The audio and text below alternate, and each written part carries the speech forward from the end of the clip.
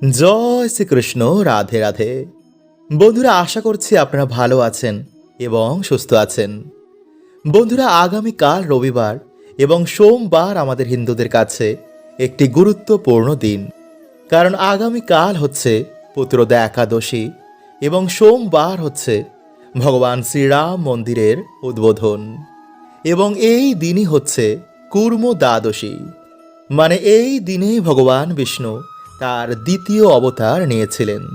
এই দিনে সামান্য কিছু কার্য আমাদের সকল দুর্ভাগ্য নাশ করে আমাদের জীবনে পরম সৌভাগ্যে ভরিয়ে দেয়। বাড়িতে হনুমানজি, ভগবান শ্রীরাম এবং মা লক্ষ্মীর কৃপার বৃষ্টি হয়। তাই এই দিনে কিন্তু বন্ধুরা আমাদের সবার বাড়িতে ভগবান শ্রীরামের নামে এই রাম জ্যোতি জ্বালাতে হবেই। এতে স্বয়ং হনুমানজি আপনাদের বাড়িকে সারা বছর রক্ষা করবেন।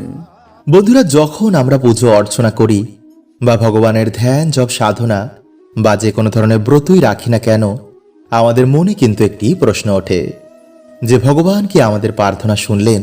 তিনি কি আমাদের মনের বাসনা পূর্ণ করবেন? আসলে বন্ধুরা, যখন আমরা পুজো করতে বসি তখন কিন্তু ভগবান আমাদের কিছু না কিছু অবশ্যই সংকেত দেন। কারণ ভক্তের ডাকে ভগবান ভক্তের বাড়িতে ছুটে আসেন। তাই পুজো করার সময় যদি বন্ধুরা আপনারা এই সংকেতগুলো পান, তো ভাববেন ভগবান আপনার পাশেই দাঁড়িয়ে রয়েছেন।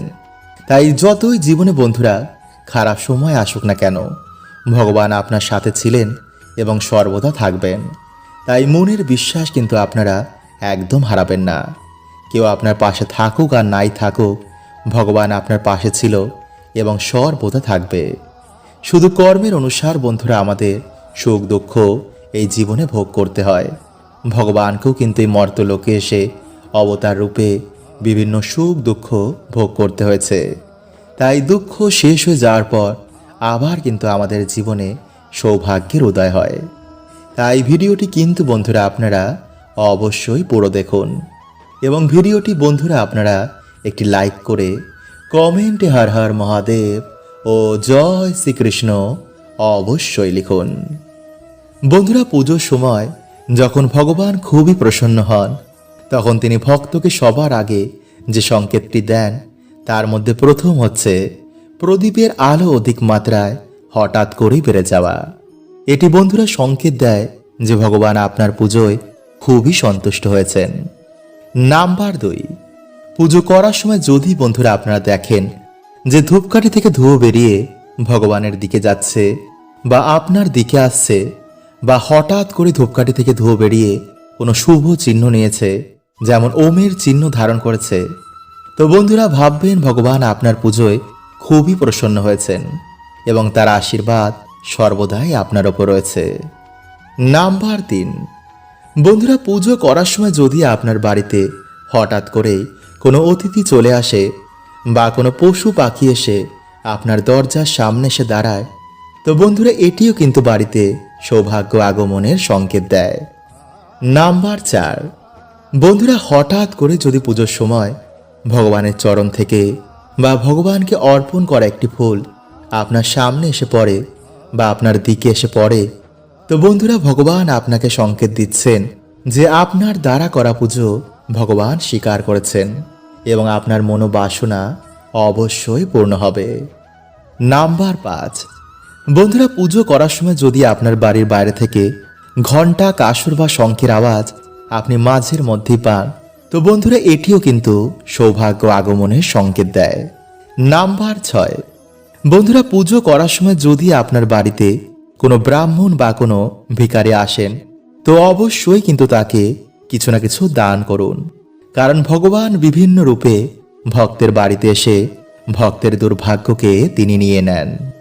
নাম্বার 7, বন্ধুরা যদি কোনো শুভ দিন বা পুজো করার সময় হঠাৎ করে যদি আপনারা কোনো সুন্দর গন্ধ পান, তো এটিও সংকেত দেয় যে আপনাদের ইষ্টদেব আপনাদের আশেপাশে রয়েছে। নাম্বার 8, বন্ধুরা ভগবানকে কখনো সামান্য দৃষ্টি দিয়ে দেখা যায় না, তাকে অনুভব করা যায়। তাই বলা হয় যখন ভগবানের কৃপা হয় তখন ভক্তের দু চোখ দিয়ে জল পড়তে শুরু করে।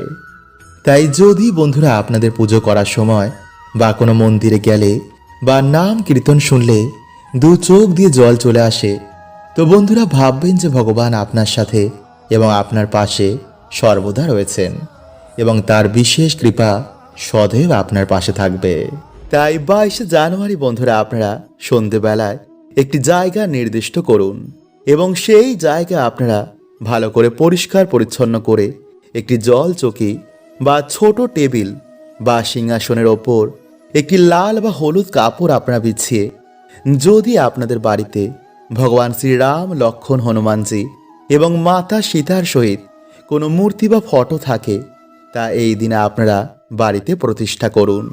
অথবা আপনাদের বাড়ির ঠাকুর ঘরে মা লক্ষ্মী ও শ্রী গণেশকে আপনারা স্মরণ করে এই দিনে ঘি বা সর্ষের তেলের প্রদীপ কিন্তু অবশ্যই ধরান এবং পারলে সেই প্রদীপটি আপনারা সারা রাত জ্বালিয়ে রাখবেন এবং সেই প্রদীপের পাশে আপনারা বসে হাতে ফুল নিয়ে এই মন্ত্রটি আপনারা 108 বার স্মরণ করবেন।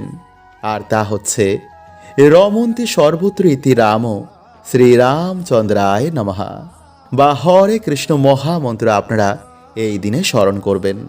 এরপর বন্ধুরা আপনারা আপনাদের সামর্থ্য অনুযায়ী ভক্তি সহকারে বাড়িতে ভগবানের পুজো দিন এবং এই দিন বাড়িতে বন্ধুরা আপনারা দীপাবলির মতন পালন করুন, বাড়িকে আলোকিত করুন, মিষ্টি বিতরণ করুন এবং ভগবানের প্রিয় ভোগ যেমন পায়েস, কচুরি, লাড্ডু, সুজির হালুয়া, খিচুড়ি এবং ভগবানের প্রিয় ফল যেমন কলা, নারকেল, জাম এবং শীতের যে কোনো ফল, এছাড়া হলুদ রঙের যে কোনো মিষ্টি ও ফুল আপনারা এই দিনে ভগবানকে অবশ্যই নিবেদন করুন এবং এই দিনে বন্ধুরা আপনারা বাড়িতে 5টি প্রদীপ অবশ্যই ধরাবেন।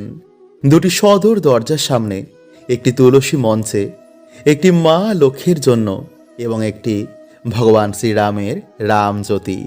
তাই এই সব কিছু বন্ধুরা হয়ে যাওয়ার পর আপনারা ভক্তি সহকারে ভগবানকে স্মরণ করবেন, বাড়িতে ভগবানকে আপনারা আহ্বান জানাবেন এবং হনুমানজিকে আপনারা বলবেন যেন সারা বছর আপনাদের বাড়িকে তিনি রক্ষা করেন এবং তারপর আপনাদের যা মনোবাসনা রয়েছে তা আপনারা ভগবানকে বলতে পারেন। তো চলুন বন্ধুরা এবার আমরা জানি যে এই দিনে আপনারা কি খাবেন, কি খাবেন না এবং হনুমানজি কৃপা প্রাপ্ত করার জন্য আপনারা সহজ কোন কার্যগুলো করবেন। তাই এই দিনে বন্ধুরা আপনারা লাল কাপড় পরিধান করে ভগবানকে লাল ফুল, লাল ফল এবং লাড্ডু ভগবানকে অবশ্যই নিবেদন করুন। এছাড়া ভগবানকে আপনারা ভগবানের অত্যন্তই প্রিয় নারকেল, কলা, গুড়, ছোলা, জবা ফুল এবং জুঁই ফুল ভগবানকে অবশ্যই দেবেন। তাই এই দিনে বন্ধুরা আপনারা একটি জবা ফুলের মালা ভগবানকে নিবেদন করতে একদম ভুলবেন না এবং সব থেকে বন্ধুরা গুরুত্বপূর্ণ হচ্ছে আপনারা এই দিনে হনুমানজির মন্দিরে গিয়ে একটি প্রদীপ জ্বালাতে কিন্তু একদম ভুলবেন না এবং যদি বন্ধুরা আপনাদের কোনো মনোবাসনা থাকে বা যদি আপনাদের কোনো শত্রু আপনাদের খুবই বিরক্ত করছে, তো এই দিনে বন্ধুরা আপনারা 11টি বট পাতা বা 11টি অশ্বত্থ পাতাতে আপনারা লাল চন্দন ও জুঁই ফুলের তেল দিয়ে রাম সীতা বা জয় শ্রীরাম লিখে হনুমানজিকে অর্পণ করে নিজের মনোবাসনা বললে তা অবশ্যই পূর্ণ হয়ে যায়। এছাড়া এই দিনে বন্ধুরা হনুমানজির চরণে সিঁদুর এবং পান পাতা অর্পণ করলে মানুষের সকল মনোবাসনা হনুমানজি পূর্ণ করে দেন এবং হনুমানজির ভোগে কিন্তু বন্ধুরা আপনারা অবশ্যই তুলসী পত্র নিবেদন করতে ভুলবেন না, কিন্তু ভুলেও তুলসী পত্র আপনারা হনুমানজির চরণে দেবেন না, এতে কিন্তু ঘোর দুর্ভাগ্য নেমে আসে। নাম্বার 2, বন্ধুরা আজকের দিনে নদীতে স্নান করা খুবই শুভ, কিন্তু এই দিনে বন্ধুরা আপনারা যারা নদীতে স্নান করতে পারবেন না তারা সামান্য নদীর জল স্নানের জলে মিশিয়ে তা দিয়ে স্নান করলেও মহাপুণ্য প্রাপ্তি হয়। তাই আজকের দিনে বন্ধুরা যারা উপবাস রাখছেন তারা সন্ধ্যের সময় চন্দ্রদেবের দর্শন করে বাড়িতে বা মন্দিরে হনুমানজি বা ভগবান বিষ্ণু বা মা লক্ষ্মীর পুজো অর্চনা করে সেই প্রসাদ আপনারা সকলকে দিয়ে তারপর গ্রহণ করবেন। কিন্তু যারা বন্ধুরা এই দিনে উপবাস রাখতে পারবেন না তারা ফলাহার বা নিরামিষ আহার গ্রহণ করেও ভগবানের পুজো অর্চনা দিতে পারেন। এছাড়া এই দিনে বন্ধুরা দুধ, গম জাতীয় খাবার, পেঁয়াজ রসুন বাদ দিয়ে যে কোনো সবজি, শরবত এইসব আপনারা গ্রহণ করতে পারেন। আর এই দিনে বন্ধুরা যে খাবারটি আমাদের প্রত্যেকের খাওয়া উচিত তা হচ্ছে হনুমানজির প্রিয় ভোগের মধ্যে গুড়, ছোলা, কলা বা লাড্ডু। বন্ধুরা আজকের দিনে এই প্রসাদ ভাগ্যশালীরাই পায়। এই প্রসাদ খেলে বন্ধুরা আজকের দিনে রোগ ব্যাধি, দুর্ভাগ্য, দরিদ্রতা, গ্রহ বাধা এই সব নাশ হয়ে যায়।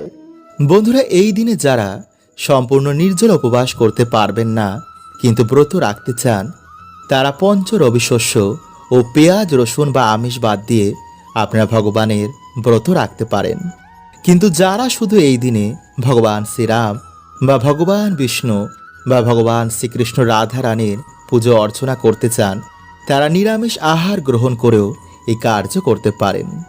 কিন্তু এই দিনে ভুলেও আপনারা কোনো রকমের পেঁয়াজ রসুন আমিষ জাতীয় খাবার এবং নেশা ভান কিন্তু একদম করবেন না। এই দিনে আপনারা ঝগড়া ঝামেলা সঙ্গম অশান্তি থেকে যতটা পারবেন দূরে থাকুন। চুলদারি নখ এই দিনে আপনারা একদম কাটবেন না। এছাড়া এই দিনে ভগবানকে হলুদ ফুল, হলুদ মিষ্টি এবং প্রভু নারায়ণকে শিরনি পারলে কিন্তু অবশ্যই নিবেদন করুন এবং প্রত্যেক ভোগে যেন তুলসী পত্র থাকে। এরপর আপনারা ভগবানের পুজো অর্চনা আরতি করার পর বাড়িতে রামায়ণ, গীতা, সত্যনারায়ণ ব্রত কথা অথবা রামনবমী ব্রত কথা আপনারা পাঠ করুন। এবং এই দিনে বন্ধুরা আপনারা সন্ধেবেলায় এই মন্ত্রটি একটি আসনে বসে আপনারা জপ করতে ভুলবেন না। আর তা হচ্ছে বন্ধুরা ওম রাম রামায় নমঃ, ওম রাম রামায় নমঃ, ওম রাম রামায় নমঃ। বন্ধুরা এইভাবেই আপনার এই মন্ত্রটি কাল একটি আসনে বসে 108 বার জপ করলে আপনাদের দুর্ভাগ্যের নাশ তো হবেই এবং সৌভাগ্যের আগমন হবে। তাই বন্ধুরা আজকের দিনে আপনারা সন্ধেবেলায় ভগবান বিষ্ণু ও মা লক্ষ্মীকে পারলে নারকেল, বাতাসা, কিচমিচ, কলা এবং মাখন বন্ধুরা যে কোনো একটি ভোগ আপনারা এর মধ্যে ভগবানকে দিয়ে সেই প্রসাদ আপনারা বাড়িতে সকলে মিলে গ্রহণ করুন। এতে বন্ধুরা আপনাদের সকল দুর্ভাগ্য আজকের দিনে নাশ হয়ে যাবে এবং আবার আপনাদের জীবনে সৌভাগ্যের উদয় হবে। হরে কৃষ্ণা, ওম নমঃ শিবায়।